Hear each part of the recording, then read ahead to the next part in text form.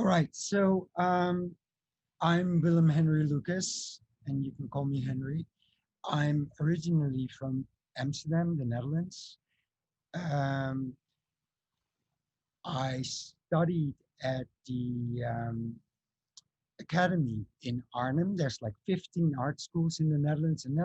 The Netherlands is pretty small. It's actually smaller than Los Angeles and its vicinity, even though there's over 15 million people.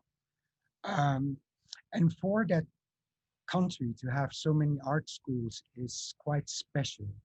But then um, the Dutch have always sponsored the arts and have found it to be um, extremely important. And so studying art and going to an art school is like studying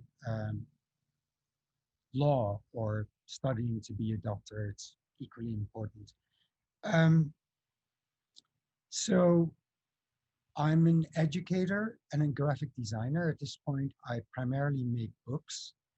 Um, Maybe what is different in my practice is that I don't work for clients anymore. So I think about 8 or 9 years ago, I decided I earn enough to live from my teaching money.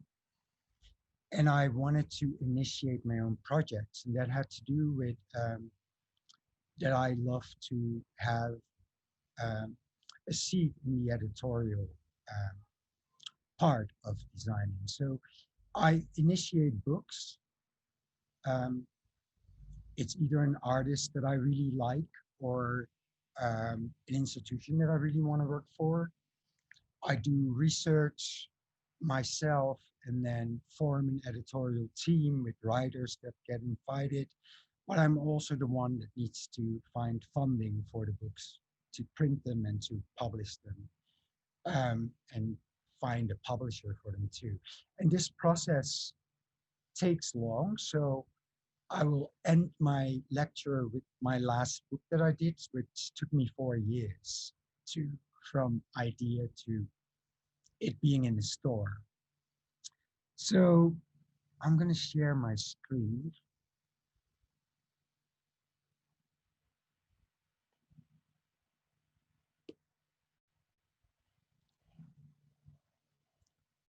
So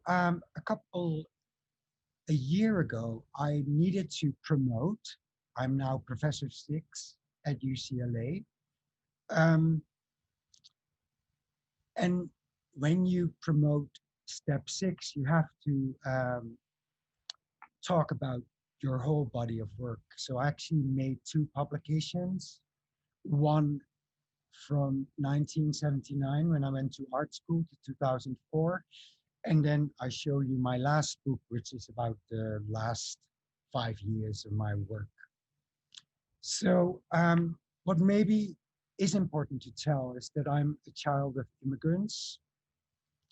My dad is half Dutch, half Indonesian, and my mom is half Chinese, half Indonesian. And they lived in what now is called Papua New Guinea, which used to be a Dutch colony.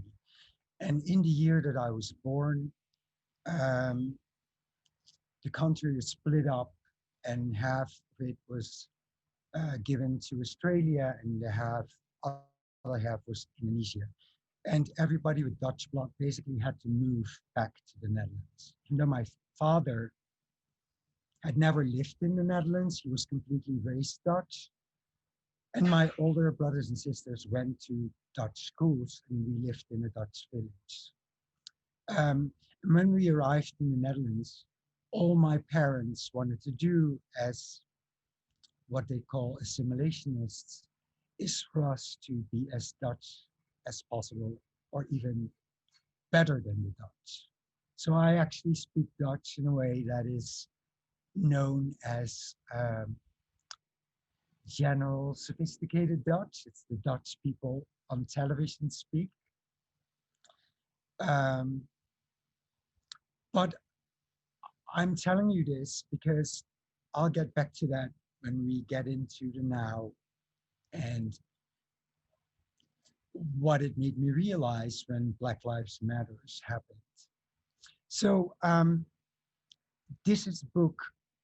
You see a small book covering a bigger book, and that small book, what I always do when I have studio space is I fill it with all my work.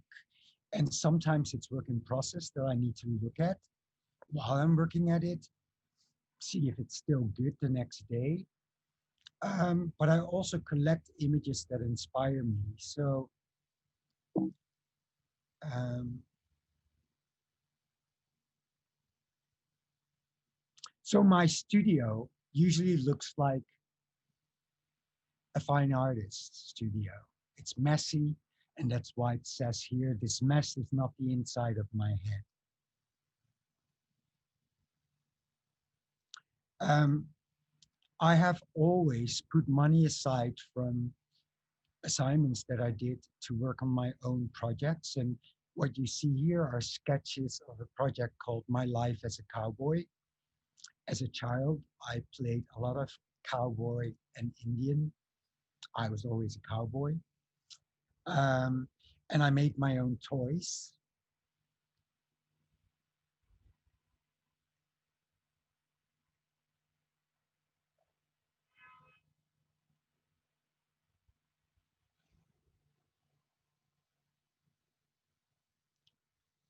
All right, so I was actually 16 when I applied to an art school, and my drawing teacher actually told me and helped me with the application. He felt I should do it. My parents didn't know about it because I always felt they would not approve. And so I went in for my interview with tons and tons of drawings. And the interview went well, but they felt I was too young, so they put me on the waiting list. But I knew that I was number one on that waiting list. Um,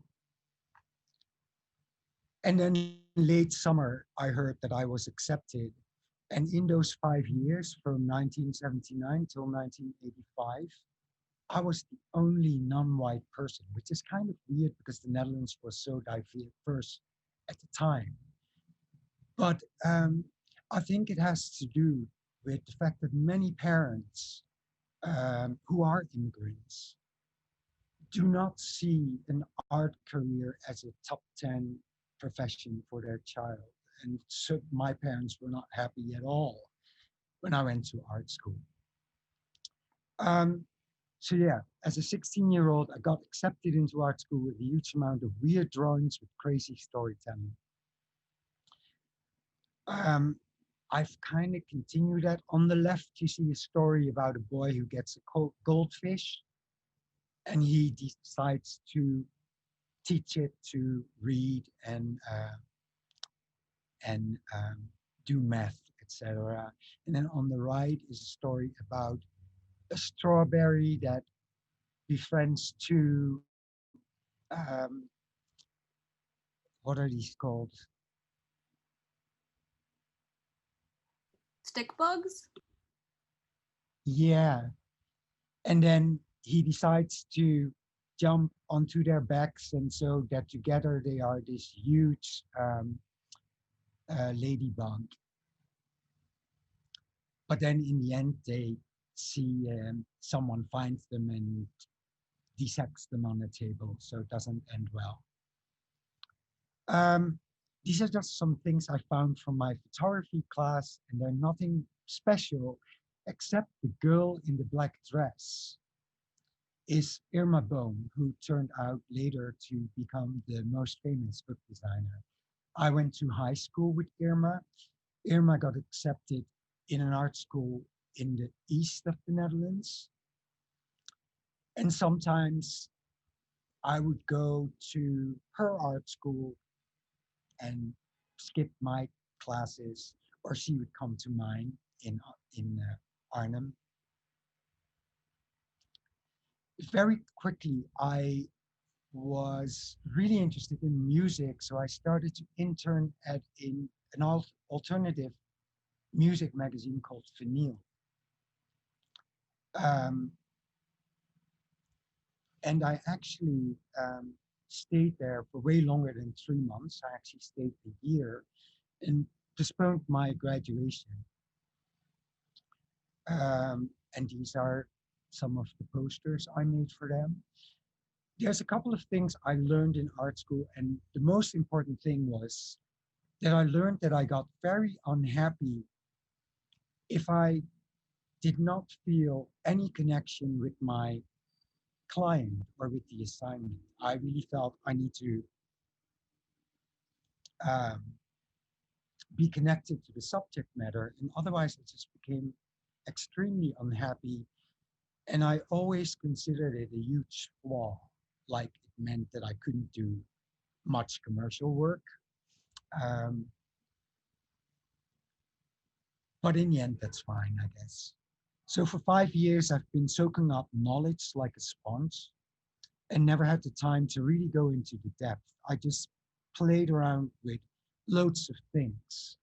So my graduation show had um, photography.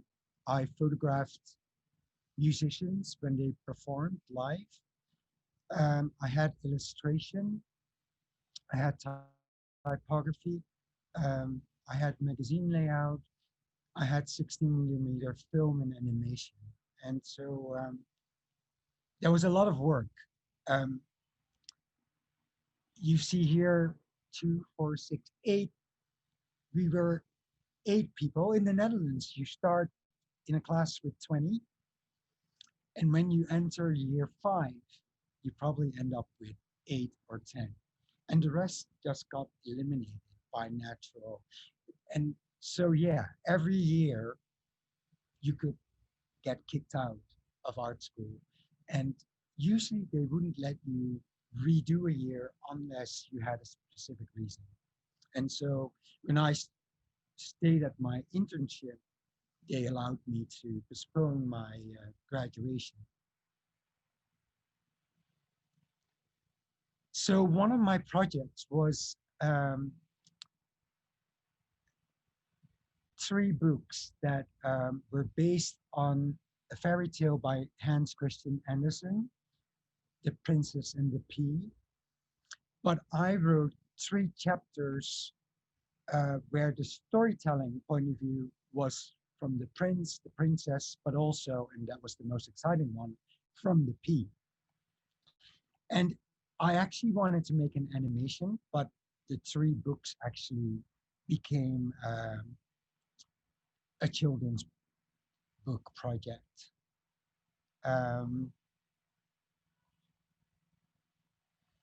I made posters for music events and a lot of drawing. I already in 3rd year designed Metropolis M, which is an art magazine in the Netherlands, which still exists. Um, it allowed me to um, read a lot about contemporary art and actually also meet artists. There's this beautiful story when Marina Abramovic and Ulay were put on the poster. It's the left one. And the artist that was on the cover could always choose the spot color for the whole magazine. So with my Pantone swatch, I went to Ulay and Abramovic, who lived in Amsterdam, actually around my corner. And that was actually a scary but really nice interview and moment, because Marina asked me to pick 3 colors that I loved and said, you realize that those colors, none of them exist in the Dutch landscape, and they're actually from where you come from. I also was in a group of artists and designers that made this alternative magazine about typography. So typography in the Netherlands was this world of gray, white, straight men. Um, it was holy. And we wanted to kind of kick the tradition, and we wanted to talk about embroidery in type or type in architecture or graffiti. And that's why we made this magazine which dealt with typography in a much broader and maybe more popular kind of way. Um, the great thing was that any of these famous, sophisticated men ended up doing a contribution for our magazine.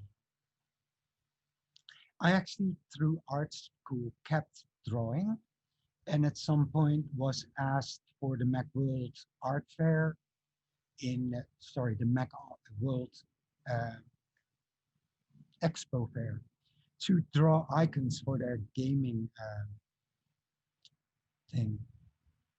I also set up Macworld magazine, the first Mac magazine, and was asked to illustrate. This is one of my first illustrations to talk about snail mail versus internet mail.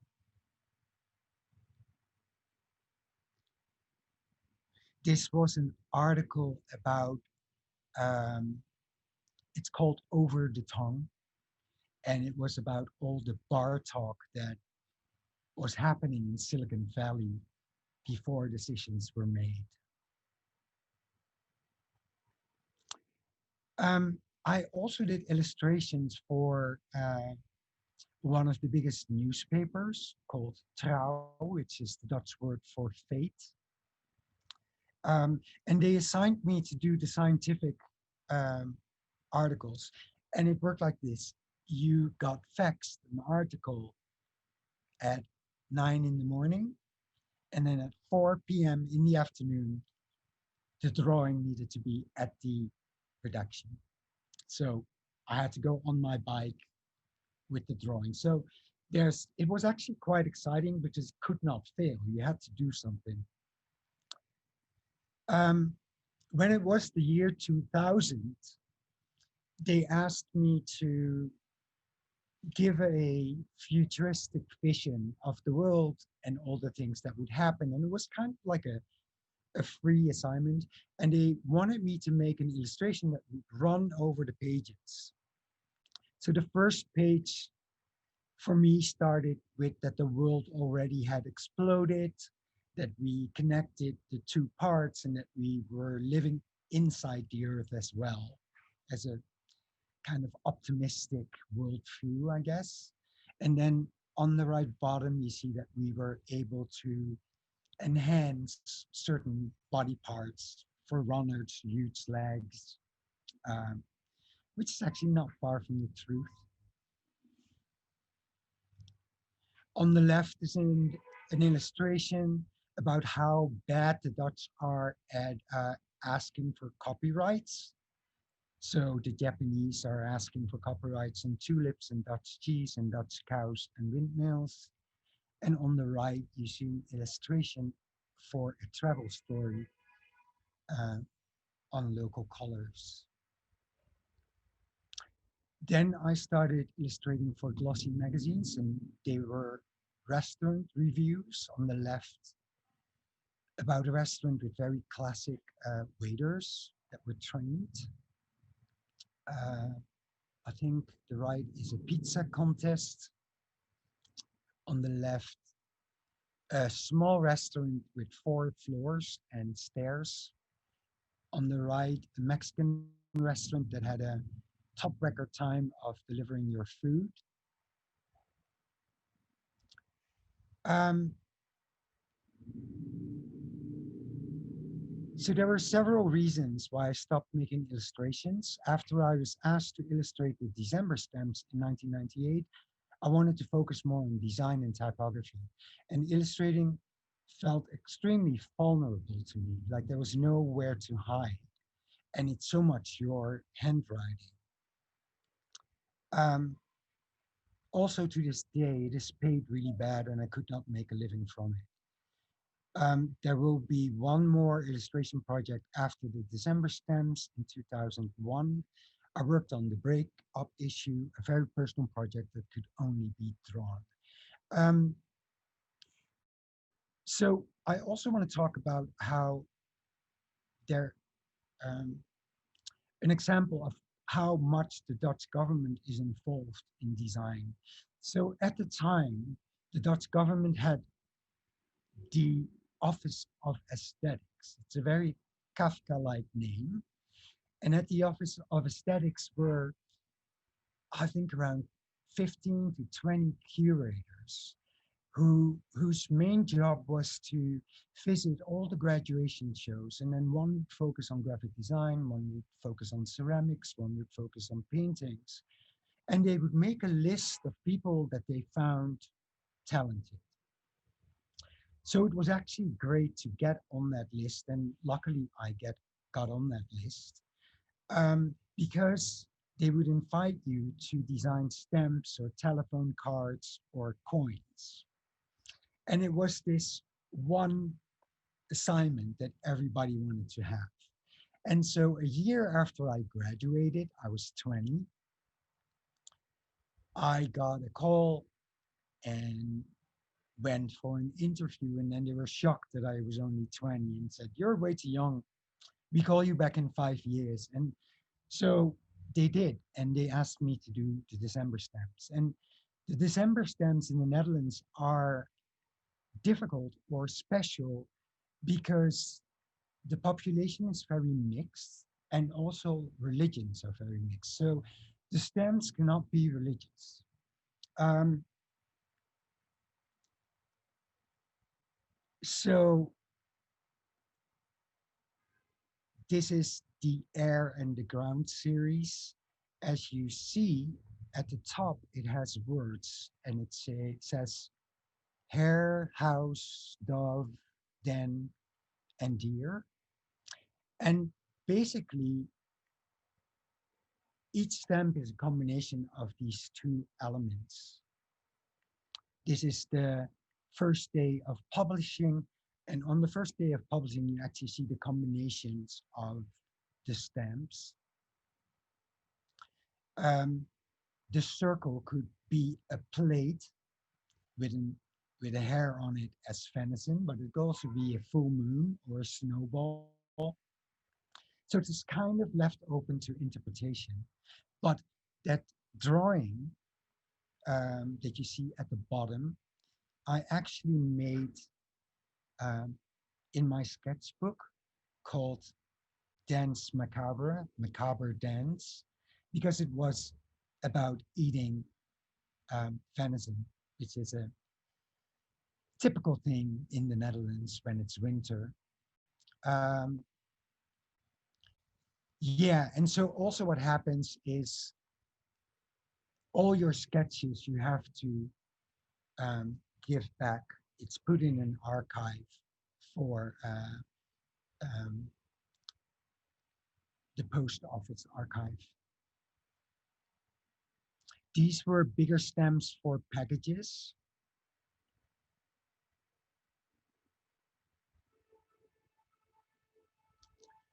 All right, and so after graduation, um, I started my freelance practice. In the Netherlands, it's actually way more common that you are trained as a freelance designer and not as a designer for a big firm. And companies are actually not afraid to just work with a singular person, um, which in the commercial world is unheard of. Because what happens if something happens to you, like you get an accident, who's taking over the work? But then there's a network of designer friends that you'd have to let take over your work. This was for the Stedelijk Museum Amsterdam. I worked for um, the Photography Association, and they had an exhibition where they had photographers pair up and choose pictures of each other's collection to be shown in the Stedelijk Museum.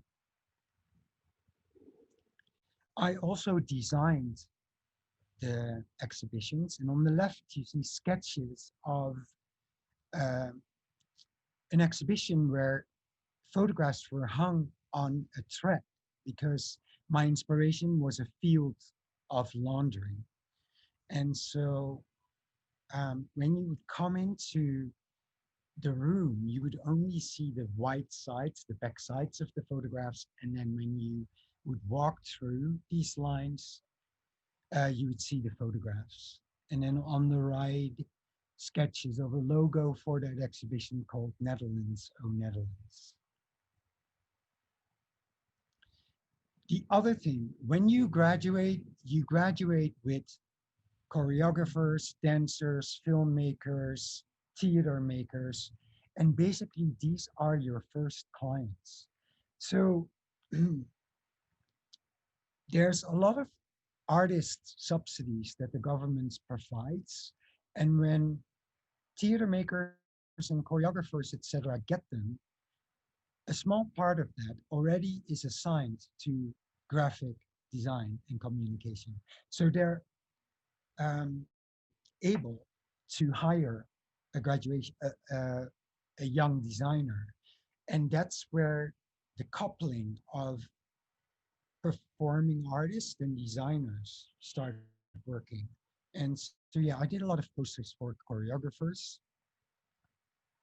So that whole Dutch system is basically taking care of careers, posters for children theater and street theater. Um, to give back to society, I started working for the Dutch gay organization COC, which is the biggest organization. And I ended up doing a lot of their info material on AIDS and HIV in the 80s. This is the project that I talked about, My Life as a Cowboy. So the guns that you see there, I used to make wooden guns, and they are actually silhouettes of toy guns. Um, and on the right, you see silhouettes of cowboys, actors that play cowboys in Western movies. These are images of James Dean, um, placed on matchboxes that are folded open, and basically to create motion again, I guess. After 5 years of graduating, I was asked to teach.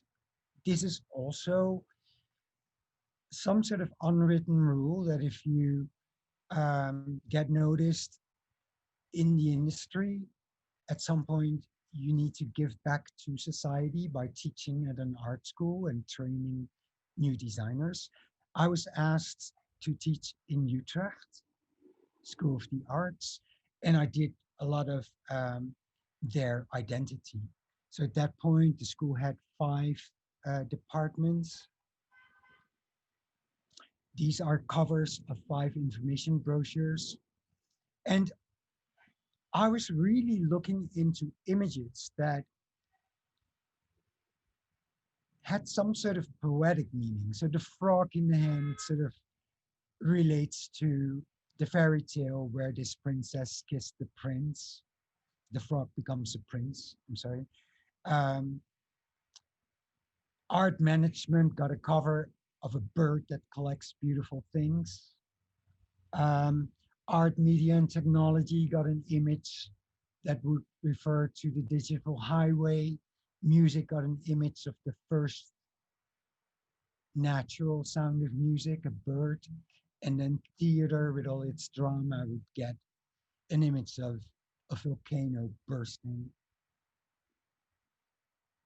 Later on, another department was added. So for New Year's, I made a card with pearl diving for six pearls. You can't really tell on the image, but it is printed on um, silver paper. And I had to change the normal print colors, cyan, magenta, and black and blue, into warm red, bright yellow, and um, real blue to make the colors pop, because otherwise it would sink into the metallics. So I actually did a lot of experimenting, and that was because my studio was um, above a small print house where I actually would um, experiment with offset printing. So I know a lot about mixing inks and printing on several papers. And to this day, that's a real part of my practice, was my research at UCLA is about making print work that stands out and that looks probably different when you have it in your hand. The minute you make a photograph of it, it sort of looks, it uses, it loses its specific things. For graduation, I asked all the graduating students the names of their heroes. And then I started looking at artist photographs in history and thought, how great would it be if people from different areas would be alive to have a table conversation?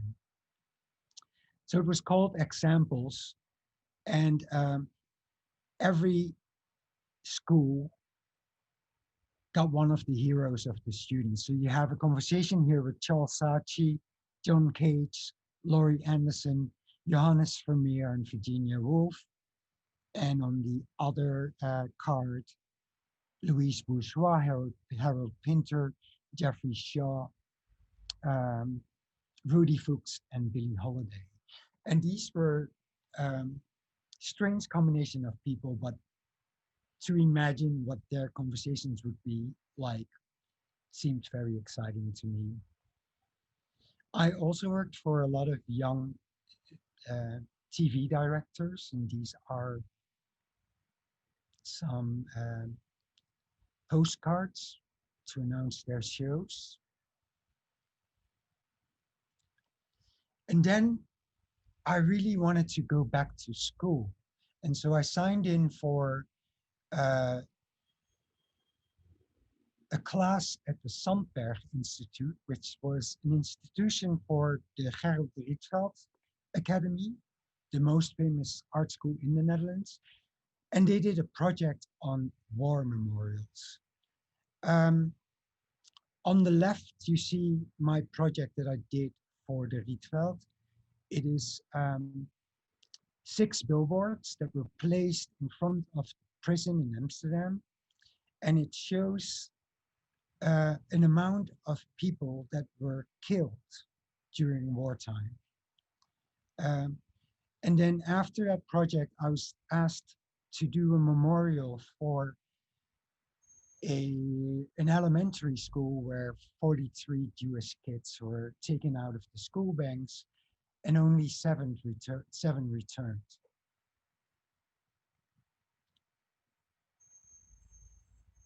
So basically, I rephotographed the spots that the Germans took Dutch prisoners to. Um, so there was strong resistance. And every time the resistance did some sort of attack and 3 German soldiers, for instance, were killed, the Germans would go to the Dutch prison, take out randomly 3 people, collected a crowd of Dutch people to watch it, and they were shot. That happened at a couple of specific places, and then there was this place on the right where they took many, many people. So the specific places had a date, but also a spot in the photograph. Those 3 people were shot in front of this building that I could locate in the grid. Um, I had to present my plan, and I didn't have a plan. I had black and white photographs. And then I decided to sort of mimic, in a way, the shooting by taking an iron pipe and a hammer and make a grid and hammer out these circles out of the photograph. So when I got into this project, I was so naive that the archives would be complete and that there would be names of the people that were killed. And of course, there wasn't. It was completely incomplete. It didn't care why they were in prison. It could be because they stole a bread or because they were printing illegal um, newspapers for the resistance. It was completely random. But while hammering, I actually found out that these dots all were unique. They were all different, and it was basically the only way to give some sort of identity back to these victims. And so I decided to place them underneath as if the photo was repeated. Um, and Second World War is such a strong thing in the Netherlands that people, when they see a date and they could see the place, they actually immediately figured out what was going on. So on May 5th, where we commemorate the end of the war, these billboards were placed in front of the prison. When I was asked to do this memorial for the elementary school, it was at a children's playground. And they asked me to kind of use the same research. Now, in the Second World War, there was a group of photographers called the Hidden Camera. It was strictly forbidden by the Germans to photograph, but they actually photographed beautiful images that are now in an archive. And I actually zoomed in on every pair of children's feet.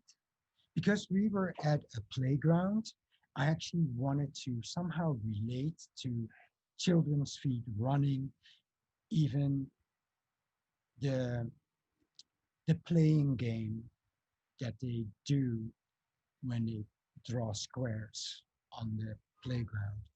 So I decided to place a blue space um, on top of every pair of children's feet. And I chose the color of the sky. When they got taken out, never came back, they got a white hole. And when they survived the concentration camps and turned back, they got a landing spot. So on the right, you see one of the students that actually survived and came back. Now, all these victims were Jewish. This whole project and the project before were actually about the current wars and children in wartime. And the Jewish community that was behind putting up this memorial actually wanted me to use yellow and black, which I tried to not to do because I wanted to talk about children in every war. Actually, at the time, there was a war in Kosovo going on. And they did ask me to somehow put in the Jewish star. I was kind of lucky that there were 7 people that survived. So if you connect the dots, and you see the black dots here.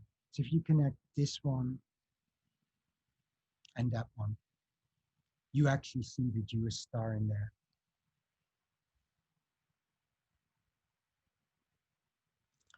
Another thing I always did was make my own illustrations. Um, Sometimes they were a combination of photographed things and found footage. I found this plastic deer. I found this packaging of uh, Swiss cheese, grated Swiss cheese. Put the deer on top of it and photographed it.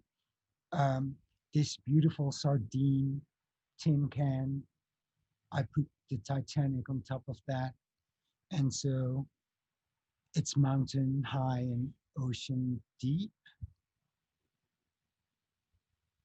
I then started making books at this time. Here are 2 books. But more importantly, I met one of the few design critics in the Netherlands, but actually there's not that many Dutch design critics in the world. Um, but he wanted a studio visit, and his advice was drop everything else that you do next to design, send in your work to awards and get those awards, stop teaching, um, because he actually got really mad. He said, your work is really good, but what good does that do if you just keep your work in your studio? You need to send it around the world. You need to get these awards. And I was actually really not into awards. I thought it was the weird system which you actually pay to enter. Also, the case is once you win an award, it's actually easier to win another one and another one. So I actually, in 2 years, I did stop teaching. I was the chair of that department at that time and worked for 2 years and basically got all the awards that I could get. And then I wanted to go back to teaching. And that's when UCLA called me and asked if I wanted to teach a quarter there. And it's basically me moving out of my studio, which I totally loved, and moving to LA. And even though I thought it was just a quarter, they asked me to do another quarter. So I stayed half a year. And then I got a year contract, another year contract, another year contract. And then I finally got a full tenure position. But before I left, I got somewhat infamous by making this magazine called Solo or So Lonely. And it was about how men specifically were dealing with heartbreak. I mean, I come from a generation where men are not supposed to cry about stuff. And I actually thought there's not that much difference, I think, how men grieve and how women grieve about this. There's a societal difference about what's acceptable and what's not. And so I took a couple of my favorite love songs, used the lyrics for it, and made, they're not information graphics, they're called something else because it's data that can't be measured.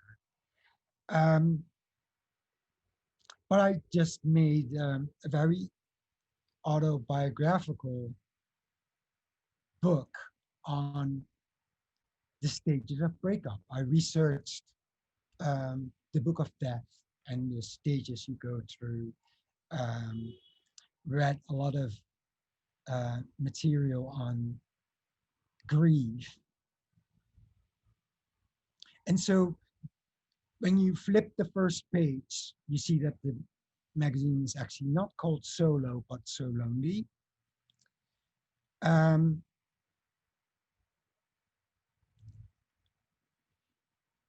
it the right page on the top, it's very hard to read, but it's called One is the Loneliest Number.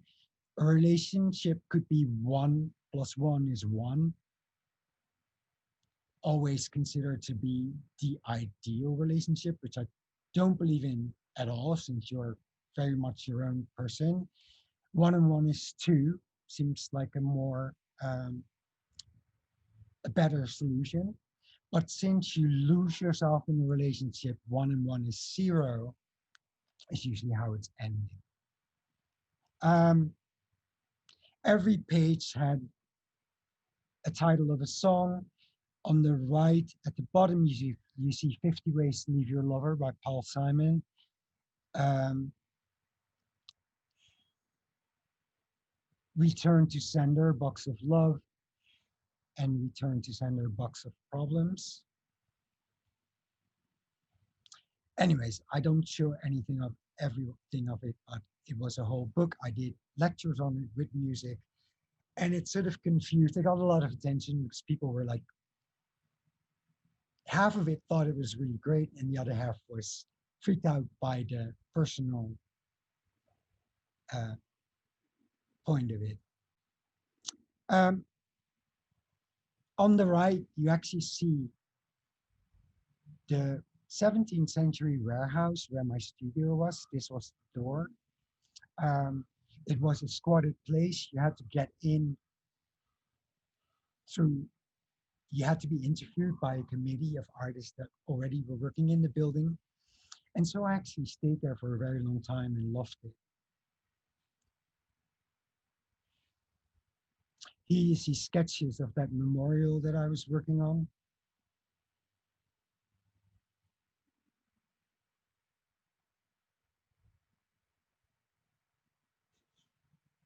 Stamp, your MTV, music television, and stuff like this was really important to me. I was a Kurt Cobain fan, obviously, but that cover of Janet Jackson here got so much attention with the person behind her covering her breasts. The David Lynch Rolling Stone cover with the three women um, from Twin Peaks, photographed as David Lynch's muses. But those were all images that inspired me. All right, now we skip to the 5 last years. This is the cover of a book I had to make for about the projects that I did for the last 5 years. It's tabloid, so I'm sorry you have to tilt your head because sometimes uh, the big posters are sideways. So when you make these books, um, a secret committee at UCLA is actually reading all that material. And since they know so little about design, I had to add these yellow sheets that in a couple of sentences would explain a concept of why this book was made or how it got its form. So you're looking at descriptions and then the work is underneath, obviously. This was for Rumble, uh, a graduation show at architecture, and the name comes from earthquakes in LA. So in typography, it's all based on shock waves. This was a book on an American Japanese artist called Shinkichi Tashiri, who worked in Paris and the Netherlands after he left the US because he got into an intern camp.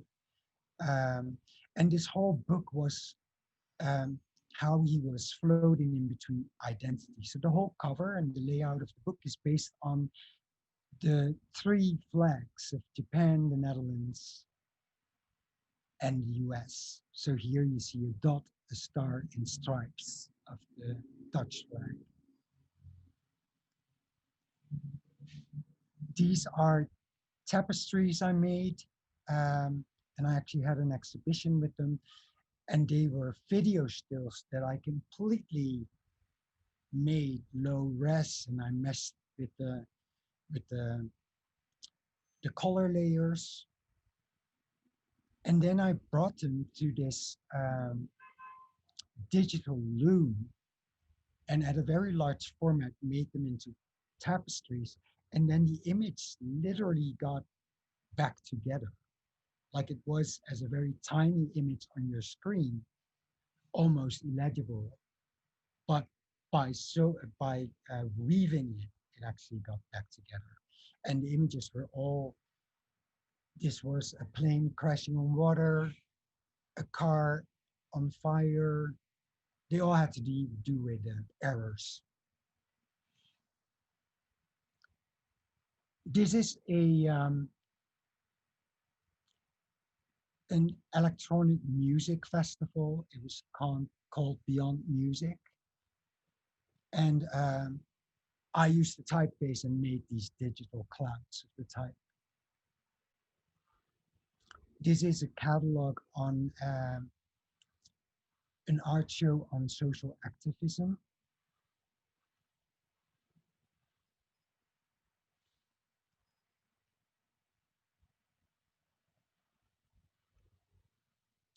A book on end papers. Do you guys know what end papers are? It's basically the sheets that glue the interior of a book into a hardcover. And in the old days, there were marbled papers and unique pieces. And there's sort of like a dying trait. I always make sure that in my books I use end papers because I just love the tradition of it. Yes, great, Irina, thank you. This is a CD cover for a young performing artist. Another cover for and poster for a performing artist called Nia. A book on art by Chris Oliveria. A book on Chinese photography, which is interesting because these are all young photographers asked to photograph China. And I actually had visited Hong Kong for the very first time I was in Asia and was mesmerized by the huge friction between tradition and super modern. So I basically Googled images of traditional Chinese books and made a book that was both bound the cheapest Western way and the most expensive Eastern way, which is sewing. So I actually hand sewed 500 books, um, which takes time. And it doesn't cost money if I do it myself. So I actually go that far. And there's something special about having each book go through your hands. Um, so what you see here, the book is actually a series of French folds, and it looks like it's black and white when you flip through it with small black and white images, but you actually, it has perforation lines here. You actually have to rip open the French folds to get to the full color big images. And that was because I wanted to make that friction um, almost visceral. We knew that these photographers would photograph China and that it would look like these photographs would have been made 100 years ago, uh, or either a combination of a woman with a cell phone in a shop that looks like it's antique. Um, so yeah, that book has that extreme of East and West in them. It would read from the back to the front in Chinese and vice versa. This is a poster that announces the summer sessions at our department. This is a book on public art from Christian Muller, who's a public artist. I think these posters, and you can't really tell because you can't see them close up, are the best posters I've ever made. They're for Alan Turing, the person who decoded the German code in the Second World War and then was put in prison for being gay. And he actually killed himself very dramatically by eating a poisoned apple. Um, so Steve Jobs many times was asked if the apple with the bite in it was based on this story. And he always answered, man, I wish it was, because it would have been such a tribute. So what you see is there's not that many images of Alan Turing, and he made at some point passport photographs for his identity card or passport. And I did two things. I was thinking of this whole Snow White myth and thought his the TV screen is basically his glass coffin. So if you go up close, you will see this weird snow raster that I put on these photographs, and everyone talked to me about whether that was made through processing. But I actually found a broken printer and printed the images very tiny. So the stripes that the printer ink made basically was blown up. And then I combined two of these passport photographs to give motion again. So the computer snow, yes, is a relation to that story of him eating that apple. And I also made sure his name was always printed cut out, so not in ink, but in white, showing the paper. This book I will get into sooner. This is the last book I made. This is an interview of me through iPad about this book. When my mom died 3 years ago, my siblings and I had to um, clean out the house that she had been living in for the last 60 years. And I photographed that whole stage. And um, don't ask me why, I just did. And the photographs are really dear to me for some weird reason. And it's so funny if you think what makes a home. The house was not a home anymore when she passed away. So obviously it's the people that live there and that do their things. And the minute you get rid of all the traces of them, it really becomes nothing.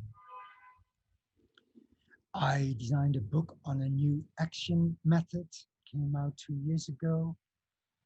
Um, this is a publication about 10 publications I made.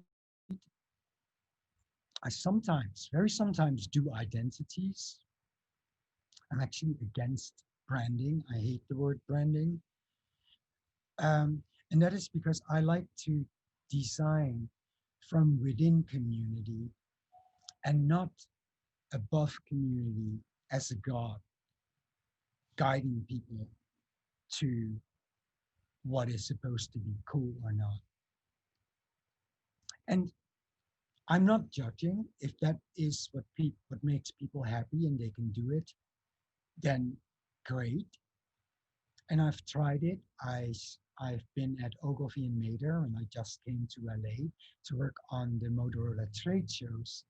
And even though I earned a lot of money, I got so unhappy because with the money spent on campaigns like Motorola, you could literally save India for a couple of years. And it just got to me.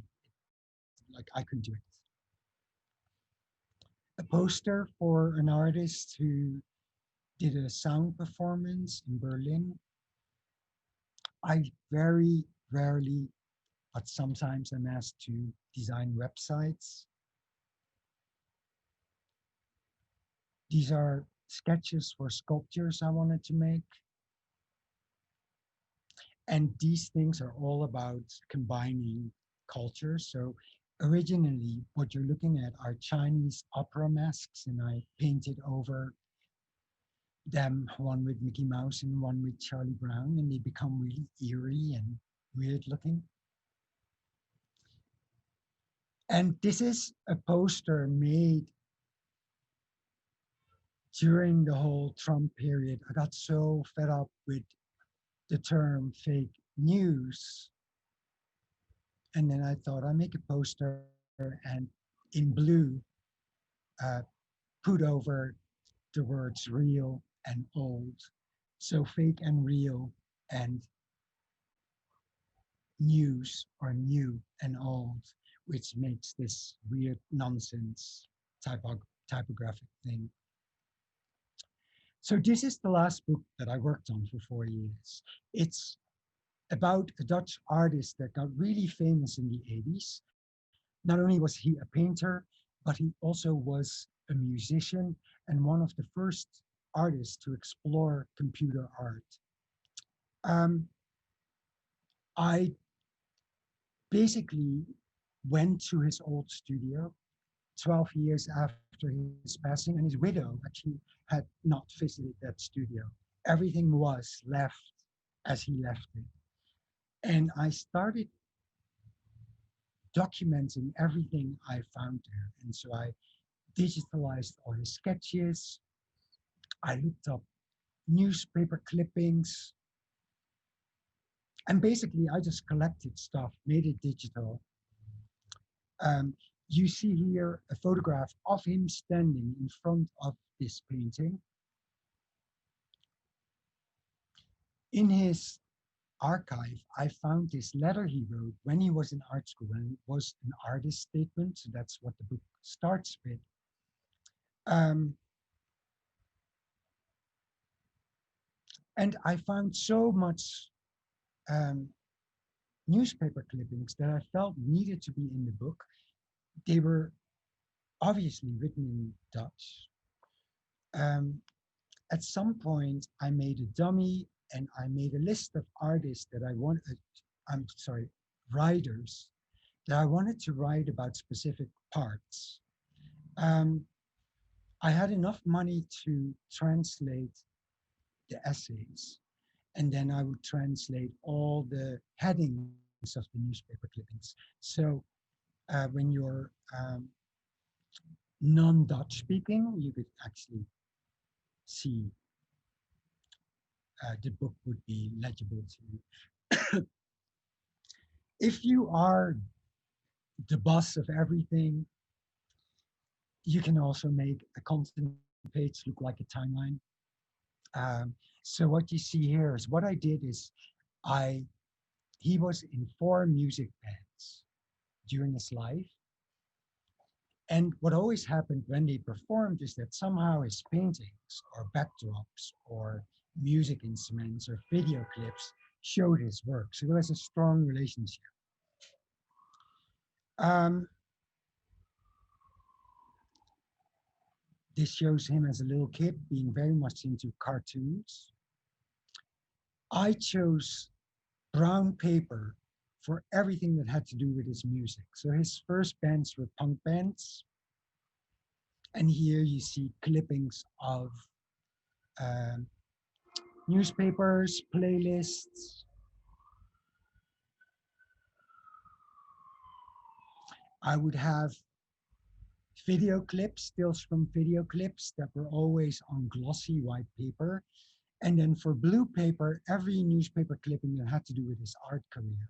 So here you see him standing at the Rietveld Academy in the painting class, and underneath is his diploma. So basically, through the paper, you could actually see in what chapter of the book you're in. This is about an art show that completely got sold out when he was in second year of the fine art department.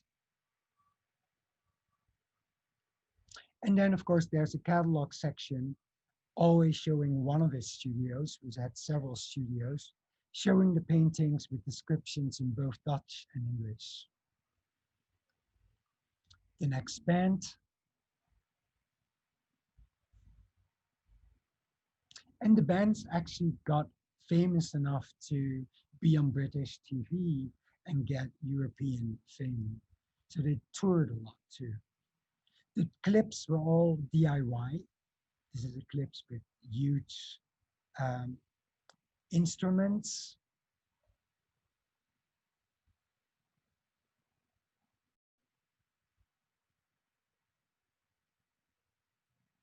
There were always QR codes. So if you put your iPad or iPhone, you would immediately get to the video clip on television.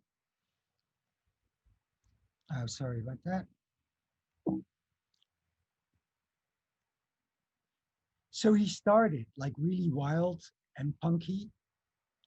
The bands got from punk to way more uh, talking heads like and way more controlled. And you see that in the paintings too. Video art.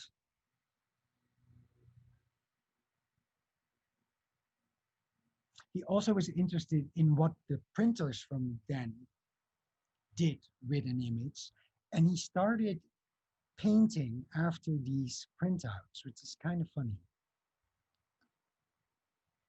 The sketches are printed on very thin document paper, and there's two sections of them. I was not really sure whether I wanted these sketches to be in there because it's so precious. But in the end, I think they become the best part of the book. These are stills from his video art.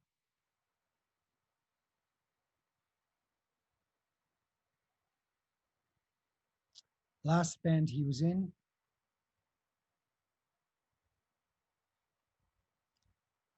and the last paintings.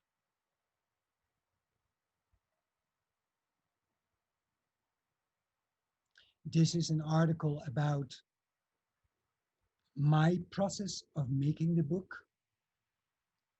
You see that this is an old cover proposal when I had to propose this to his parents. And this is his wife after he passed with, um, she made one of his paintings into his gravestone. No, is that right? His tombstone.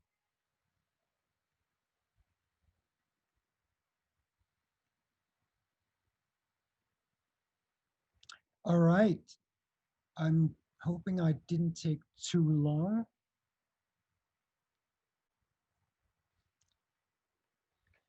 No, that was awesome. Thank you so much. Yeah, you're welcome.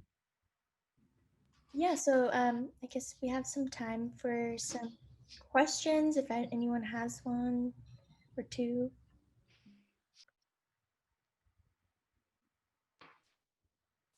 Anyone? I know I have a question. I could start. Sure. um, my question is just like why graphic design and not anything else? I think it had to do with my drawings. Illustration was part of the graphic design department at that point, as was animation. And I think my drawing teacher in high school was somewhat intrigued by all the weird stories that I would draw. Here's the funny thing though. As a child, I spoke very late. I learned to read at a very young age, so I was carrying around books a lot.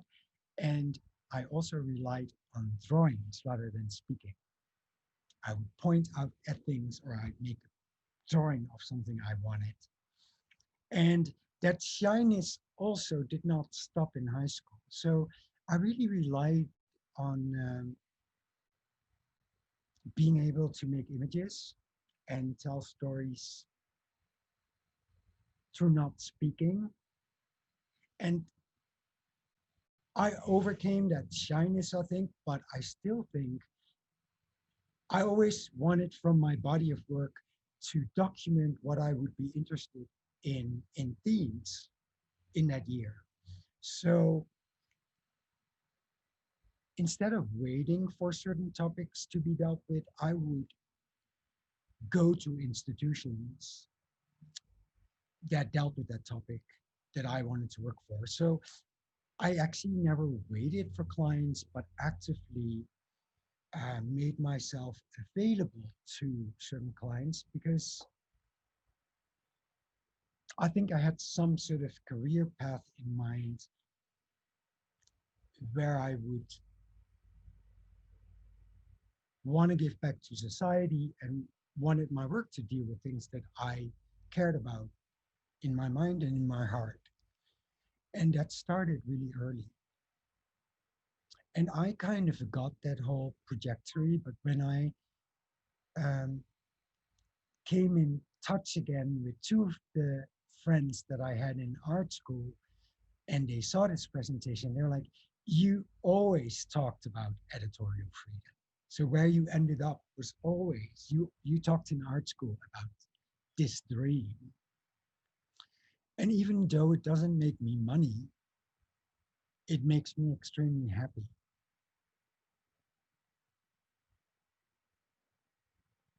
That's awesome. Thank you. Yeah.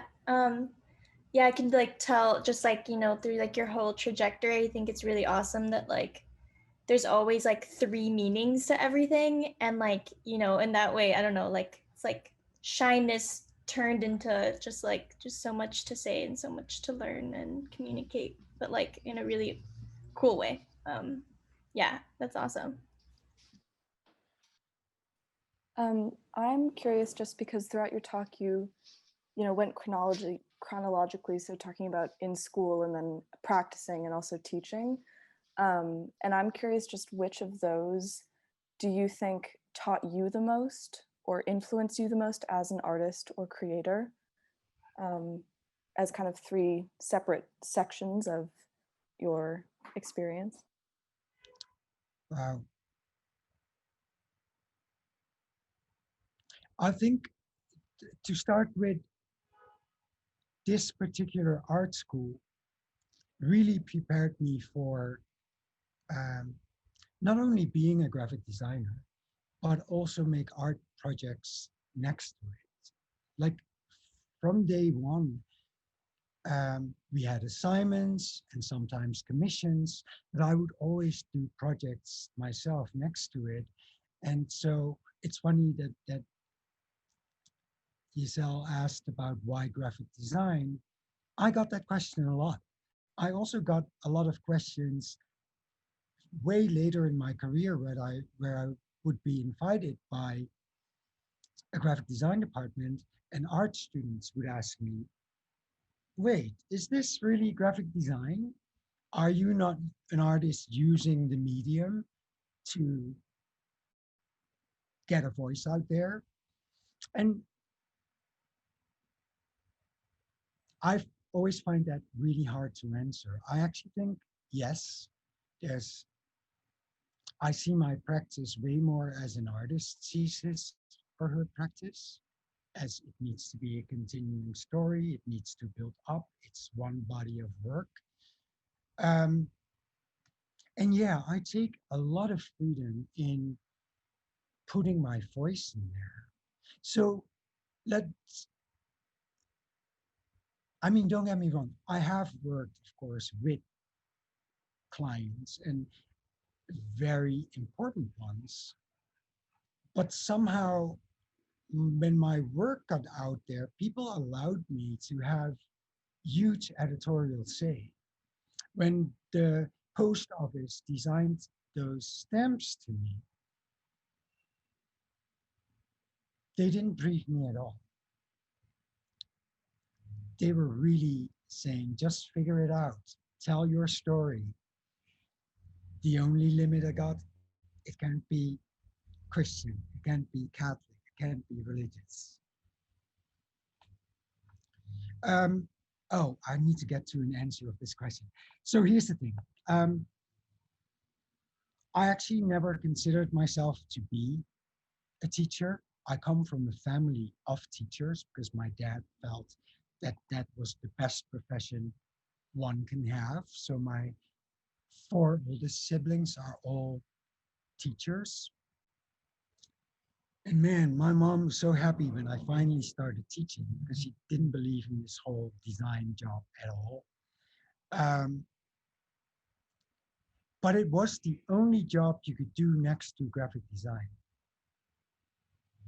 Since it's not that far removed from it,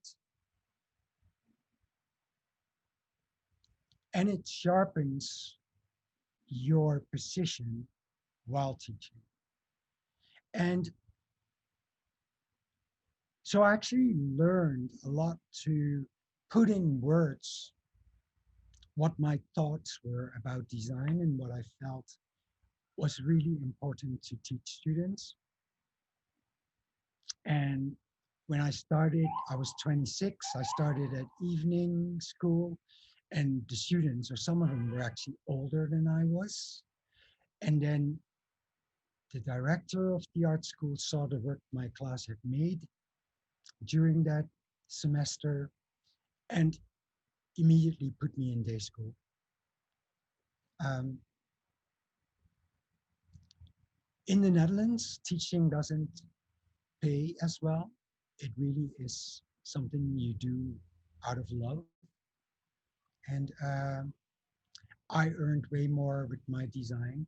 And that was the personal battle. I wanted to make more with design because I'm a designer first. And then when I moved to the US and into this university setup, you get so much more paid by teaching. And since I'm a big socialist at heart, I was just like, why need more money? Why can't I just live from this money and then really offer my services to institutions and artists and things that I truly love? And I've learned from both. I think the combination is really good.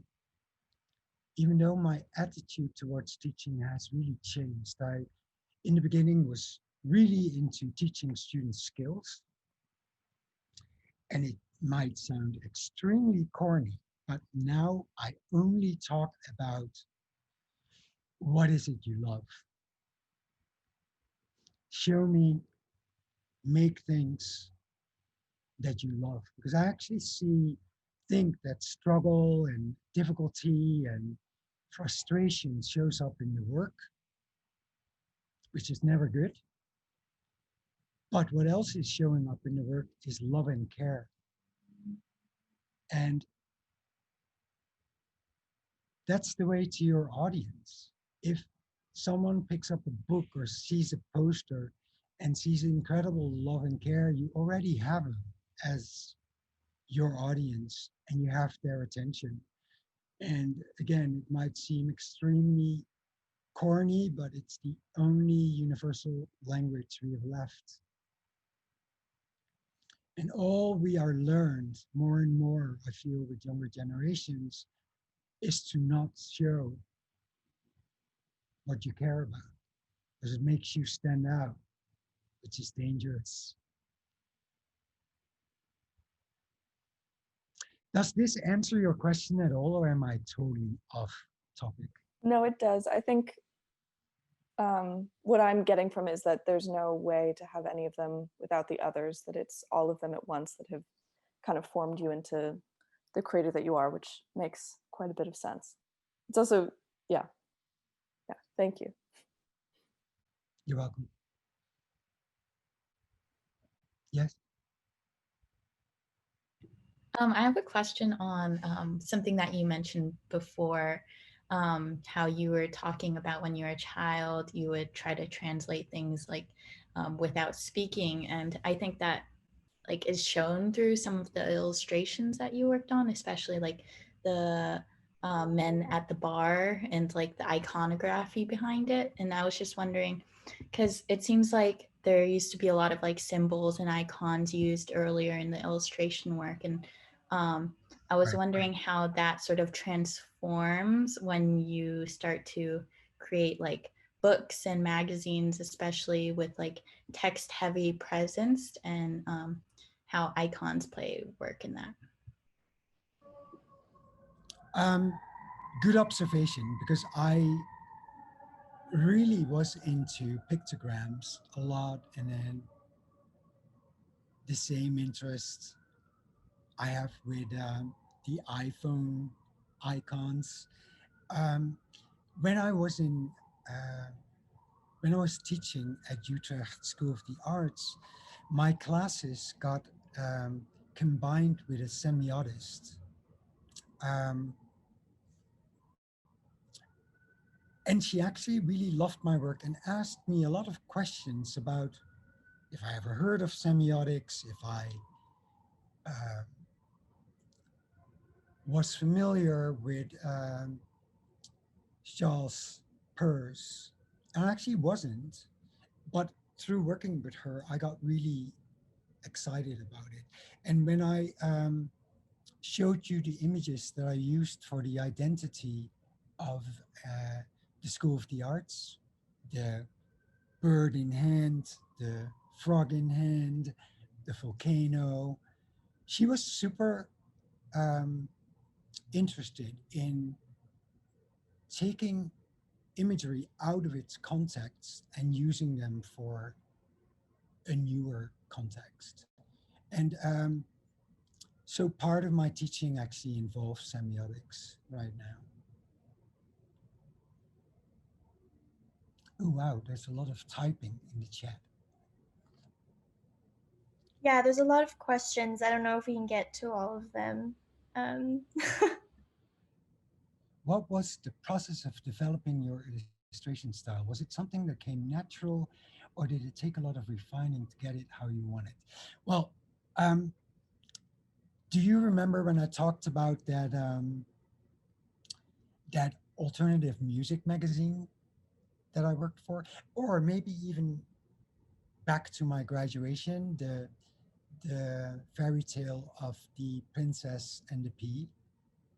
Those drawings are made on um, transparent paper with a pencil, then um, Xerox copied and blown up. So I make like 20 of them in 5 minutes. So speed has always been um, more important to me. I actually think I cannot draw for shade. Even though I have modeling, nude modeling drawings, a couple that prove that I might be able to draw, but it's not so much about form. The storytelling was always way more important. So even drawing now, I do that with a lot of speed. I have the same tips with designing posters, even though um, I sometimes get 3 weeks to design a poster. My posters are always designed in one day. Like I make loads of them and I improve, improve, improve, improve.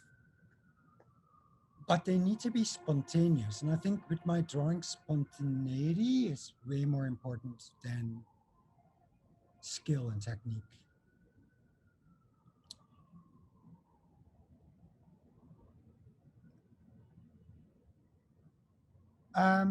When you make simple cartoon line drawings, what dimensions of those do you think make a strong graphic? So you try that rabbit that comes out of a head. I remember I made a page with 50 of them. The end result is a combination of 3 of those, where the head was better in one drawing and the rabbit was better in the other, and maybe the ears came from another rabbit. Because when you Xerox and blow up, you get more distance from your handwriting. I also believe that when you use handwriting in a work, whatever work, blow it up or reduce the size, because it doesn't work in 100%. In that sense, reality is really boring. So basically, by trying it out and blowing it up, you actually get to understand better what you made. And so it's tested based on that, blowing it up and then see, is this strong or is it not strong? And as long as the gesture to me of the pencil is in there, I might be okay with it.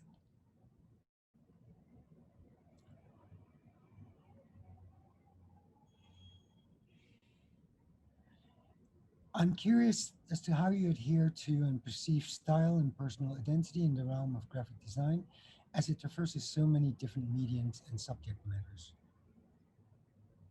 That's a difficult question. Like by now, my friends or my students tell me that they can totally recognize my work. So there must be preferences, right? Dutch design critics say they can see the influences that Karl Martens and Max Kissman, both famous Dutch designers, if you don't know them, look them up, have had on my work, because it's a combination of these two. Max is more of an illustrator as he makes drawings, and Karl Martens is a amazing typographer.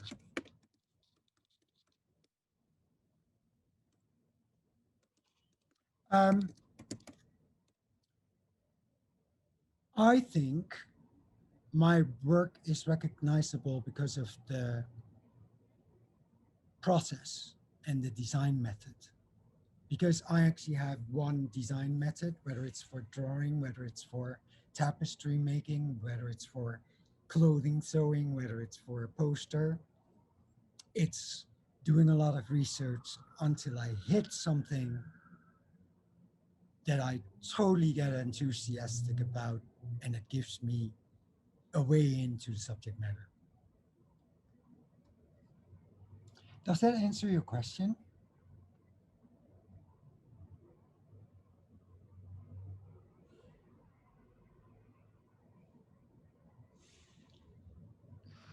I think maybe yes.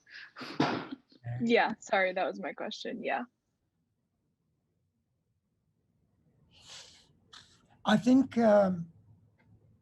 it's funny. After this presentation that I showed at UCLA, my colleagues came up to me and said, "You need to pick up illustration again. Like, you have no idea what you're throwing away. And we love your books and we love your typography. But man, pick up that illustration stuff." And I kind of was surprised by it.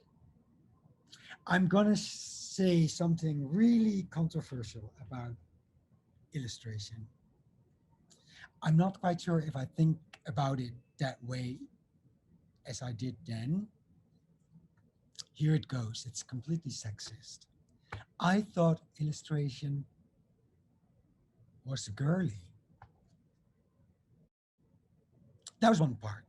Like, it wasn't cool as a 25-year-old. The other part was it shows so much of your thinking. Like when you have to do scientific articles, I had to read them and I had to bring them back to a basic thing that happened. And I was not competing with photographs in a newspaper. I was competing with headlines. And to go back to the pictograms, that was the method to make people, when they look at my illustrations, in 5 seconds understand what they were about.